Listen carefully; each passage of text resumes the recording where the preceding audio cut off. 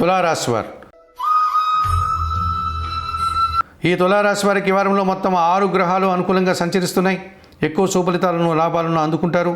చతుర్థములో బుధ సంచారం వల్ల వ్యాపారాభివృద్ధి, ఆర్థికాభివృద్ధి బాగుంటుంది. బ్యాంకు నుంచి రావాల్సిన ఆదాయం కూడా చేతికందే పరిస్థితి కనిపిస్తుంది. షష్టంలో శని సంచారం వల్ల గట్టి పోటీని ఎదుర్కొని సునాయాసంగా విజయం సాధిస్తారు. పనివారి సహకారం బాగుంటుంది. ఆత్మీయులతో కలిసి ఆనందంగా కాలం గడుపుతారు.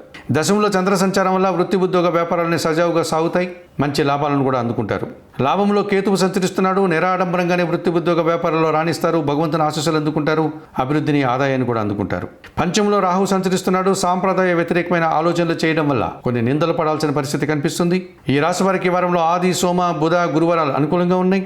దానాలు ఇచ్చేటువంటి క్రమంలో మినుములను శనివారం రోజు పేదవారికి దానం చేయండి. స్తోత్రపారాయణ విషయంలో శ్రీదేవి ఖడ్గమాల స్తోత్రం చదువుకోండి. ఆలయ సందర్శన కార్యక్రమంలో భాగంగా తులారాశి వారు కనకదుర్గాదేవిని దర్శించి నమస్కరించుకోవడం వల్ల మరింతగా మంచి ఫలితాలను పొందగలుగుతారు.